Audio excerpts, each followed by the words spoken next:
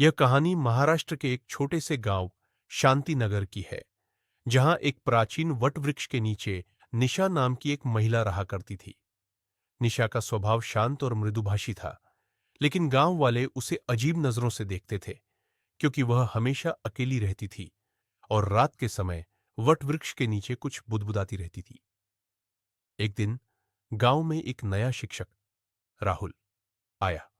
वह निशा के रहस्यमय व्यवहार से आकर्षित हुआ और उसके बारे में जानने की कोशिश करने लगा। राहुल ने गांव के बुजुर्गों से निशा के बारे में पूछा, तो उन्होंने बताया कि कई साल पहले निशा का पति और बेटा एक दुर्घटना में मारे गए थे। उस घटना के बाद से निशा ने समाज से दूरी बना ली और वट वृक्ष के नीचे रहने लगी। राहुल ने निशा से मिलने का निर्णय लिया। एक शाम वह वट वृक्ष के पास गया और निशा से बातचीत करने की कोशिश की। निशा ने पहले तो कोई जवाब नहीं दिया, लेकिन राहुल की संवेदनशीलता देखकर उसने धीरे धीरे अपनी कहानी बतानी शुरू की। निशा ने बताया कि वह वट वृक्ष के नीचे इसलिए रहती है क्योंकि उसे लगता है कि उसके पति और बेटे की आत्माएं वहां वास करती हैं। वह उनसे बात करने की कोशिश करती है और उनकी उपस्थिति महसूस करती है।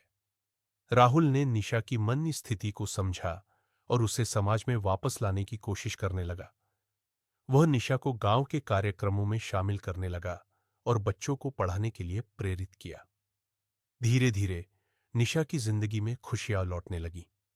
लेकिन एक रात, जब पूर्णिमा का चांद आसमान में चमक रहा था, निशा ने राहुल को बुलाया और कहा कि उसने अपने पति और बेटे की आत्माओं से अंतिम विदाई ले ली है।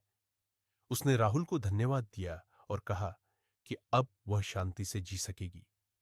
उस रात के बाद निशा ने वटवृक्ष के नीचे जाना बंद कर दिया और गांव के लोगों के साथ सामान्य जीवन जीने लगी।